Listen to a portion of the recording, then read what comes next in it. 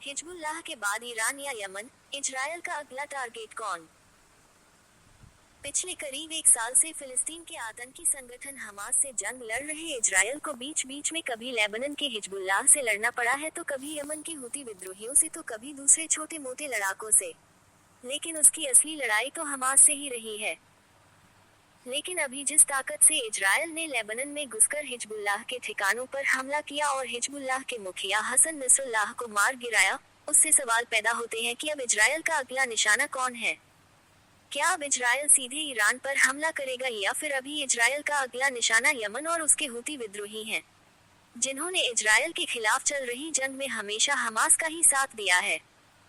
चाहे जितनी मर्जी बातें की जाए कि इजरायल का दुश्मन हमास है या फिर हिजबुल्लाह या फिर हुती, लेकिन इजरायल का असल दुश्मन कोई है तो वो है ईरान।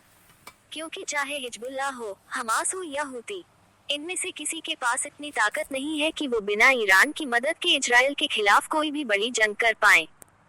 लिहाजा अब तक हमास, हुती और हिजबुल्लाह ने इजरायल के खिलाफ जितने भी घातक हमले किए हैं, सब में ईरान का हाथ रहा ही है। ईरान ने भी कभी सीधे इजरायल के खिलाफ हमला नहीं किया है। जब भी इजरायल के खिलाफ हमला करना पड़ा है, उसने इन्हीं 3 बड़े संगठनों के जरिए इजरायल पर हमला करवाया है। लिहाजा सवाल उठ रहे हैं कि हमास का मुखिया मारा गया, हिजबुल्लाह का मुखिया मारा गया, तो अब इजरायल के निशाने पर कौन है? क्या अब इजरायल सीधे ईरान के खिलाफ जंग का ऐलान करेगा, या फिर अब भी इजरायल यमन के हुती विद्रोहियों के खिलाफ ही जंग छेड़ेगा? क्योंकि हसन नसरल्लाह को मारने के तुरंत बाद इजरायल के प्रधानमंत्री बेंजामिन नेतन्याहू ने कहा है, इस पूरे इलाके में जब और जहां जरूरत हो, इजरायल की सेना कहीं भी एयर स्ट्राइक कर सकती है।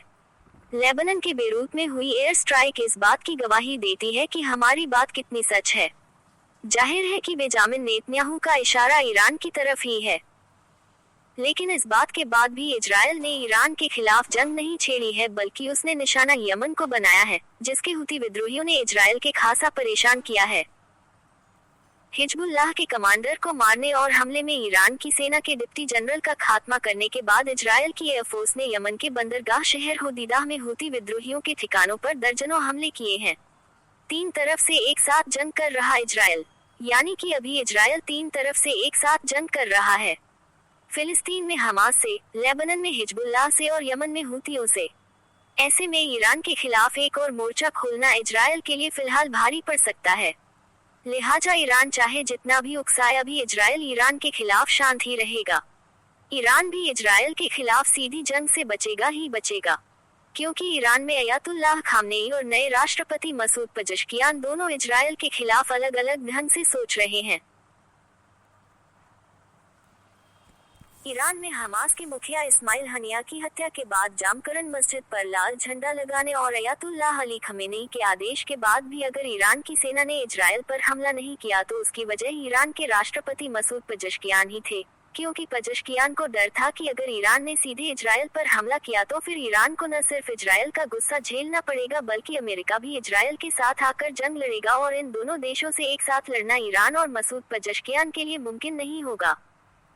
ईरान की इस्लामिक रिवोल्यूशनरी गार्ड कॉर्प्स सीधे इजरायल की राजधानी तेल अवीव और दूसरे शहरों के मिलिट्री बेस पर हमला करना चाहती है। इस हमले के लिए इस्लामिक रिवोल्यूशनरी गार्ड कॉर्प्स को ईरान के सर्वोच्च नेता अयातुल्लाह अली खमेनेई से भी आदेश मिल चुका है। लेकिन पेजेश्कियान और खमेनेई के बीच तालमेल बिगड़ने की वजह से ईरान सीधी जंग नहीं लड़ रहा है। ये जंग रुकी कब तक है, कोई नहीं जानता, लेकिन इतना तय है कि मिडिल ईस्ट में अशांति अभी और बढ़ने वाली है।